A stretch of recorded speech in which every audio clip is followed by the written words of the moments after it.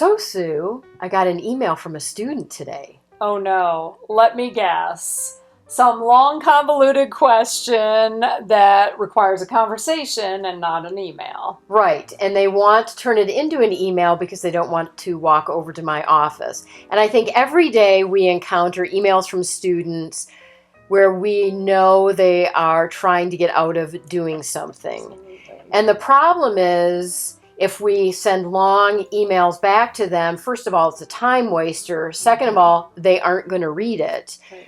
And third, it's irritating. So what are some things that we can do to respond to these emails? We keep it short. Right. Absolutely short. Please see the syllabus. Please refer to your course schedule. Get some notes from your classmates. Please come to see me. All of these things are necessary because if you get into a long convoluted response, You're ready. Yeah, you're setting yourself up for even more back and forth from the student.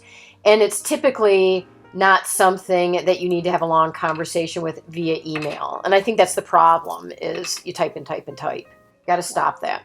So Sue, what type of email do you get from students? well, for example, today I got one that was a long convoluted bunch of excuses for why the student hadn't done what she was doing and ended with, I'm coming to see you in your office so that I can talk about what's going on. Do you need to respond to that? Not really. I don't need to respond at all. She's told me what she's done. She hasn't asked me a question. I can write back a simple okay, but I don't need to engage in a conversation here. That's a time waster. I can talk to her when she gets to my office. I get different types of email because of the class that I teach. So things like, when do I give my speech, or what did we do in class? And typically I respond with something really basic and simple and short. Please refer to the syllabus. Please contact one of your classmates, something along those lines. And I don't try to get sucked into the drama of why they weren't in class and why they're asking me this question. So I just answer the question, and that's probably as simple as I keep it. You can just say, I'm sorry you're having troubles. I'm sorry that happened to you, period. See the syllabus for my policies. And that puts it back on the student then to figure out what it is that they need to do. The other thing you have to consider is, when do you respond to the email?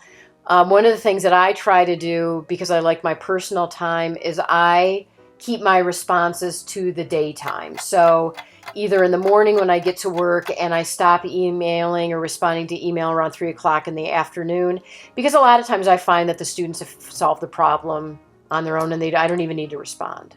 Sure. How do I do this? And then 3 hours later they write, Yeah, right. oh, I figured it out. Exactly, yes.